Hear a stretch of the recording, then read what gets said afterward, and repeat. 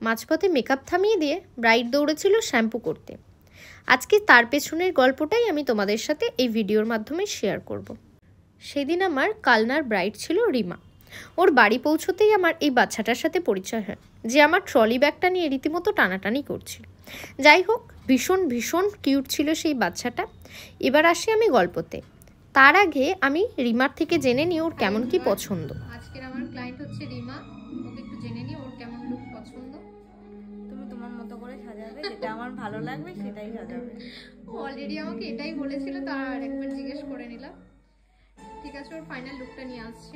সব জায়গায় ব্রাইডের একটা বোন চলে এসেছে। লেটেস্ট আইডিয়া, এটা লেটেস্ট ক্লায়েন্ট পেয়েছো তুমি। জল না লাগে চোখে। এটা ভালো ইয়ে না? চোখ ঠিক আছে? হ্যাঁ, চোখ ঠিক আছে। তোমার অসুবিধা হচ্ছে? না না, আমার বৌদি করে দিল।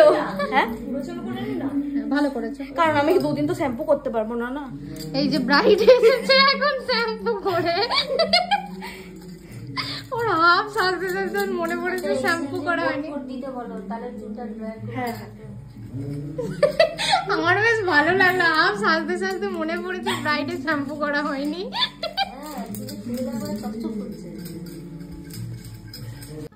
এখানে ওর আর আমার এই যে কনভারসেশনটা আমি তোমাদের সাথে শেয়ার করলাম, তার মাঝখানে ঠিক কি হয়েছিল আমি সেটাই তোমাদের জানাচ্ছি।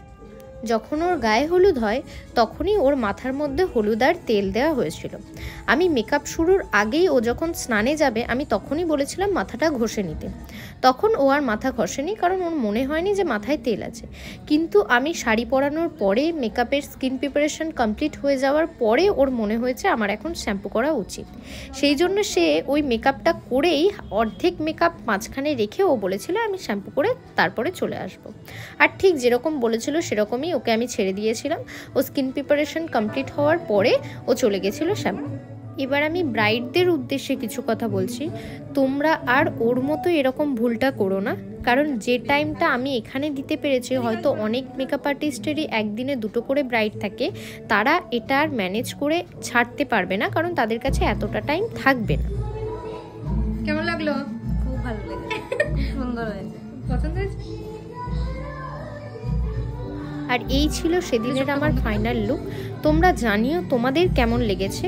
আর তোমরা যারা চাইছো আমার থেকে মেকওভার নিতে, তারা অবশ্যই আমার সাথে যোগাযোগ করতে পারো। Thank you.